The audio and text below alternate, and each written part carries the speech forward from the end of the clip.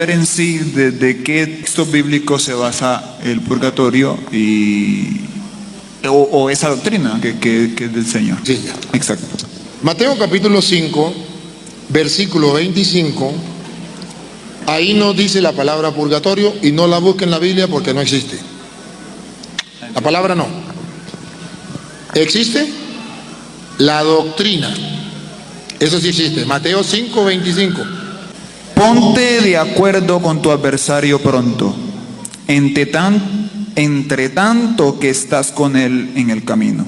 No sea que el adversario te entregue al juez. A ver, dime aquí, ¿quién es el juez? Dios. Dios.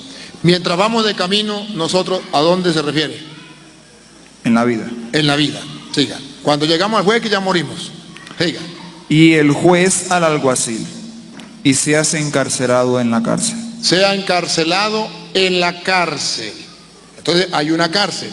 A esa cárcel nosotros la llamamos purgatorio. No la llamamos cárcel, la llamamos purgatorio. Pero Jesús la llamó cárcel. Sea encarcelado en la cárcel. Usted puede decir, esa cárcel es el infierno. Nosotros decimos, no es el infierno, porque Jesús ahorita va a decir que de esa cárcel sale. Y del infierno nadie sale. Tampoco es el cielo, porque el cielo no es una cárcel. Pero Jesucristo muestra que cuando una persona muere, va a ir a una cárcel si todavía no ha arreglado las cuentas bien, si muere en pecado. Va a ir a una cárcel. Siga, será encarcelado. De cierto te digo que no saldrás de allí hasta que pagues el último cuadrado. Que pagar lo último que hizo en esta tierra hasta que... Entonces, a eso nosotros llamamos purgatorio. Verdaderamente la palabra purgatorio no existe. Pero como dice que tiene que pagar, a eso lo llamamos nosotros purgatorio. Porque es una parábola, disculpe. Porque sí, porque es un ejemplo, una parábola, para decirnos que en esta vida hay un perdón, pero que si no lo aprovechamos, allá tenemos que pagar hasta el último centavo. Es el ejemplo.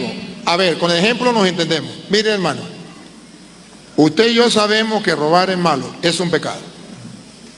Vamos a suponer que aquí el hermano Luis, perdóneme Luis que me meta con usted, es el hombre más santo que puede existir.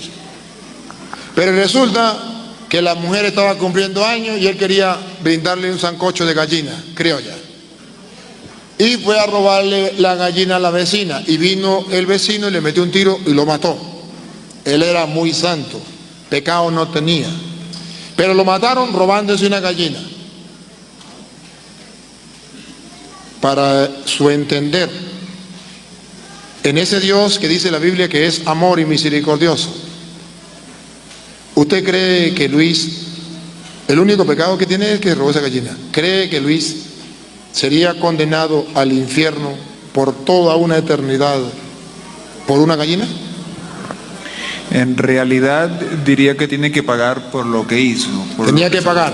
Y cuando pague hasta la última pluma de la gallina, saldrá. Exacto. Se salvará. Hermanas, este día quería comentar este vídeo que me hicieron llegar. Hace unos días un hermano me escribió a través del correo electrónico y me pasó el mensaje que acaban de ver. Me hace mucha gracia y antes de entrar a los textos que ha mencionado, pues creo que no los ha utilizado bien, porque cuando no podemos defender una doctrina necesitamos torcer un texto para que diga lo que queremos que diga. Ahora me gustaría comentar las cosas que ha dicho sobre los dos pasajes que cita. No es el único. A lo largo de la historia, muchos católicos romanos han hablado del purgatorio citando los mismos pasajes, son los que suelen utilizar, pero lo que yo pretendo es demostrar que esos pasajes no hablan de ninguna forma de la doctrina del purgatorio. Y la cosa que debemos hacer es la siguiente. Si se dan cuenta, el padre Luis Toro cita solo un versículo. Y nosotros sabemos que cada versículo pertenece a un contexto, a un capítulo, a una carta, donde el Señor Jesús, en el caso del texto de Mateo, o el apóstol Pablo, en el caso de la carta a los Corintios, está hablando de un asunto. Y no podemos arrancar un versículo para que ahora nosotros lo usemos para hablar de un asunto del que el apóstol Pablo no estaba hablando. Un texto fuera de su contexto solo sirve para formar un pretexto. Y considero que lo que ha hecho el padre Luis Toro es aprovecharse de que muchos de los que tenía reunidos ahí delante no conocen sus Biblias. Ha citado un texto y le están dando crédito porque lo argumenta bien en su propio criterio, pero ellos, al no tener conocimiento de lo que dice el resto del texto, entonces aceptan ese pensamiento. El primer texto que ha citado el padre Luis Toro es Mateo 5:25. Dice lo siguiente: reconcíliate pronto con tu adversario mientras vas con él por el camino, no sea que tu adversario te entregue al juez y el juez al alguacil y seas echado en la cárcel. Él ha cogido este texto y lo que quiere decir, juntándolo al 26, en verdad te digo que no saldrás de allí hasta que hayas pagado el último centavo. Él lo toma de forma literal, lo traslada porque quiere al purgatorio, que como bien ha dicho no aparece en la Biblia, pero a la doctrina del purgatorio, y el resumen de él es este: si un creyente muere con algún pecado en la cuenta bancaria de él, de deuda, él va a estar metido en una cárcel temporalmente hasta que haya pagado cada uno de sus pecados. Cuando él haya saldado su deuda, entonces ese creyente queda libre, sale del purgatorio y se va con el Señor eternamente en gloria. Ese es el pensamiento. Ese es el pensamiento. En primer lugar, ¿de qué está hablando Jesús? Vamos a leer el capítulo 5, pero a partir del versículo 21. Nosotros estamos en lo que conocemos como el Sermón del Monte, que abarca desde el inicio del capítulo 5 hasta finales del capítulo 7, donde el Señor Jesús está dando indicaciones a su pueblo, a sus discípulos. Y en este fragmento, del versículo 21 al 26, Jesús está hablando de una cosa en particular. Dice así: habéis oído que se dijo a los antepasados, no matarás, y cualquiera que cometa homicidio será culpable ante la corte. Pero yo os digo que todo aquel que esté enojado con su hermano será culpable ante la corte, y cualquiera que diga raca a su hermano será culpable delante de la corte suprema, y cualquiera que diga idiota será reo del infierno de fuego. Por tanto, si estás presentando tu ofrenda en el altar y allí te acuerdas que tu hermano tiene algo contra ti, deja tu ofrenda allí delante del altar y ve, reconcíliate primero con tu hermano y entonces ven y presenta tu ofrenda. Reconcíliate pronto con tu adversario mientras vas con él por el camino, no sea que tu adversario te entregue al juez y el juez al alguacil y seas echado en la cárcel. En verdad te digo que no saldrás de allí hasta que hayas pagado el último centavo. Si leemos los dos versículos justo anteriores, es donde habla de la necesidad de la reconciliación, versículo 23 y 24. Si estás presentando tu ofrenda en el altar y te acuerdas que tu hermano tiene algo contra ti, habla de alguien que está presentando una ofrenda y recuerda que hay un hermano que está enemistado, tiene algo contra él. En el 24 dice, deja tu ofrenda allí delante del altar, reconcíliate primero con tu hermano y entonces ven y presenta tu ofrenda. Está hablando de un contexto de hermanos, no está hablando de que tengamos pecados para con Dios, no está hablando de que tengamos deudas de pecados con Dios, está hablando de que tengamos un desacuerdo con un hermano. ¿Por qué? Porque este contexto nos está hablando del creyente y el odio del creyente, y mira lo que dice, del enojo. Si alguno está enojado con su hermano, si alguno habla mal contra su hermano, si alguno hace algo contra su hermano, y concretamente lo está reduciendo al contexto de los hermanos. No está hablando de un pecado de robar una gallina, como el ejemplo que él dijo, que él va a tener que estar en el purgatorio. Pobre hombre, de verdad. Si yo fuera ese hombre estaría escuchando y diciendo, madre mía, en el purgatorio por una gallina. Pero es que el texto no está hablando de alguien que ha robado una gallina, ni de alguien que ha matado, ni de alguien que no sé, que ha robado 5 centavos a un banco. El texto está hablando si tienes algo contra tu hermano.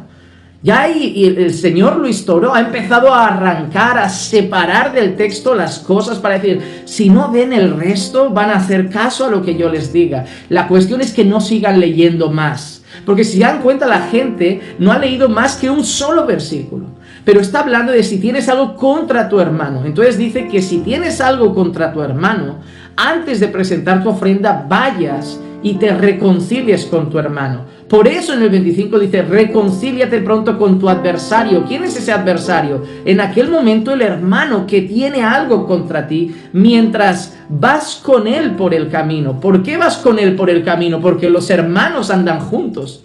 Porque los hermanos andan juntos. No sea que tu adversario te entregue al juez y el juez al alguacil y seas echado en la cárcel. Mira lo que dice, podría llegar hasta el punto, en el lenguaje que está usando Jesús, de que el propio hermano denunciara al otro hermano y fuera a la cárcel.